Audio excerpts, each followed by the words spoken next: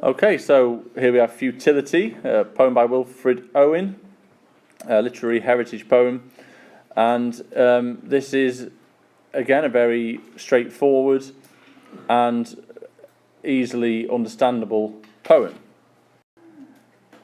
As with most of the poems, the title is really important. The title tells you everything you need to know.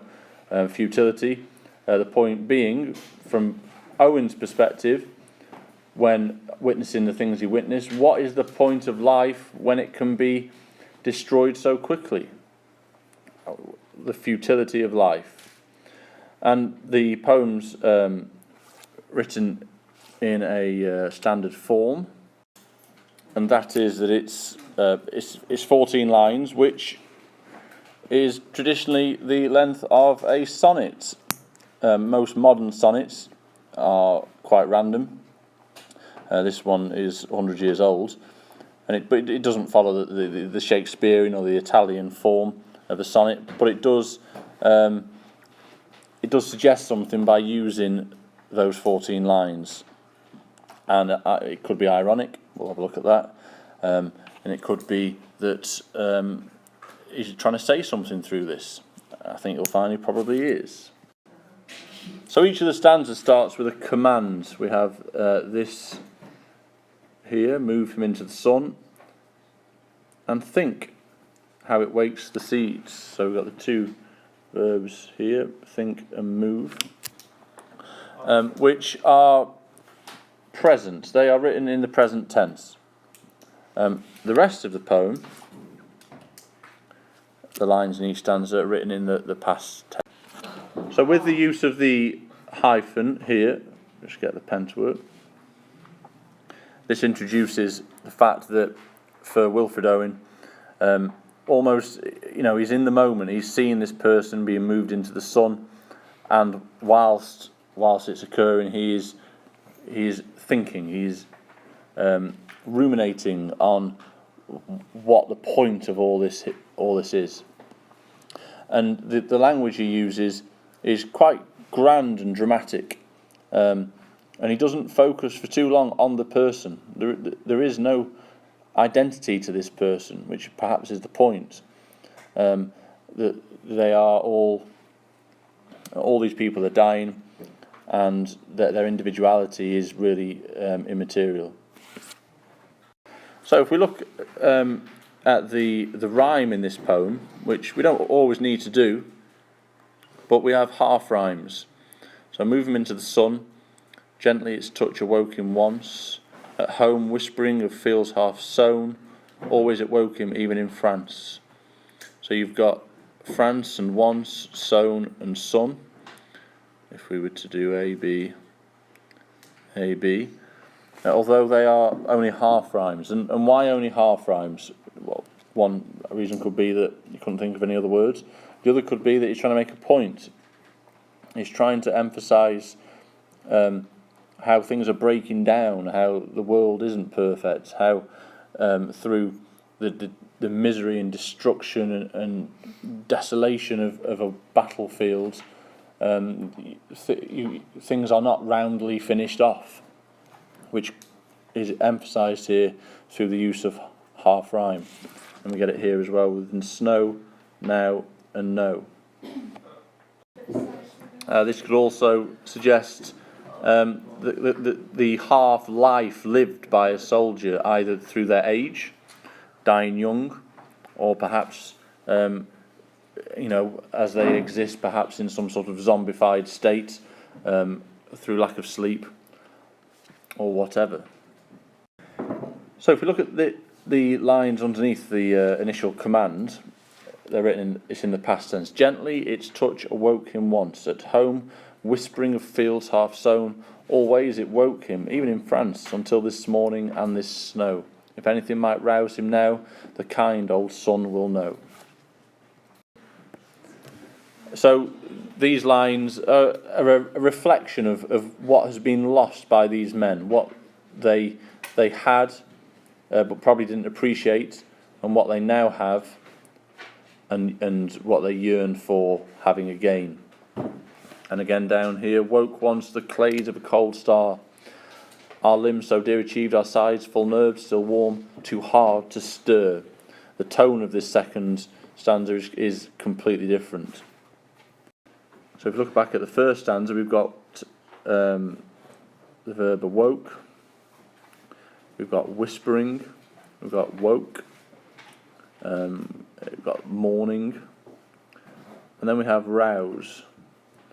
And the first four words there, they're all quite nice. It's all about waking up, it's about seeing, it's about living, and then you get to rouse, which is something we've all tried to rouse somebody. You know, they're heavily asleep and they eventually wake up.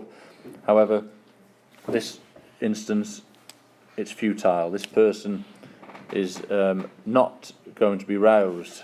However, he talks about the kind old sun having the knowledge of whether or not he could be roused. The kind old sun implies that the sun, the personification of the sun there, that the sun is powerful. Nature is incredibly powerful, but ultimately equally futile and useless and powerless. This is reiterated in the second stanza where it says, woke once the clays of a cold star. You know, the earth has the power, nature has the power to create everything, all of it. The clay that's being blown up, the cold star turning into something much grander. Our limbs so dear achieved, our sides full nerves still warm, too hard to stir. So the sun, you know, it woke from this state, but it can't perform miracles. It can't bring this man back to life just through its warmth. And then you get this very telling question, was it for this the clay grew tall? Which again links back to the futility of the whole thing, the pointlessness of it, the exasperation felt by Owen at what he's witnessing and the waste of life that he sees. And he emphasises this, personalises this to us by asking questions, using rhetorical questions to throw it beyond the battlefield, to give it a life after ultimately his death.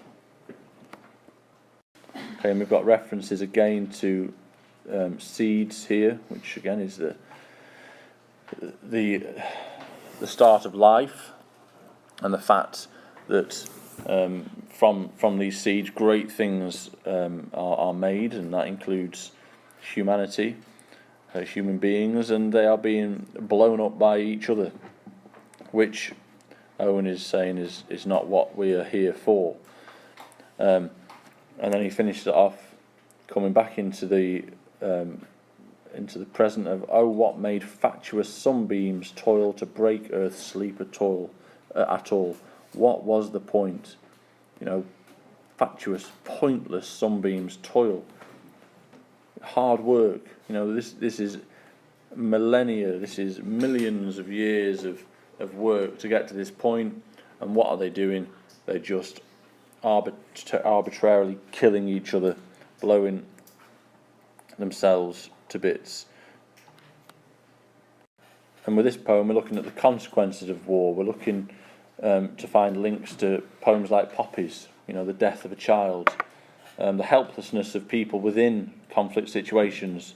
So, for example, Belfast Confetti, where the person is trapped in the labyrinth created by national identities. And we could link that to Flag as well. And to loss and sadness, clear links here to the Falling Leaves and Come On, Come Back, which both suggests that because of the actions of a conflict, of something beyond the individual's control, that the loss to the individual is far greater than the loss to the wider nation or society. Finally, there's some language in here that is quite symbolic. We've got fields half sown, lives half lived, and we've got snow, which covers, blankets, wipes out, it's cold, which is reiterated here with cold star, and we've got language which could be said to be biblical. We've got the word clay, which could, does indicate a sense that something has been created, moulded. From the clay you make wonderful bits of pottery and etc. And from the clay, it is said that the world was made. So there's plenty to go on in this poem. It's very straightforward. You just need to know the links. You need to understand. The themes of this poem. What's going on. It's about consequence, and it's about reflection.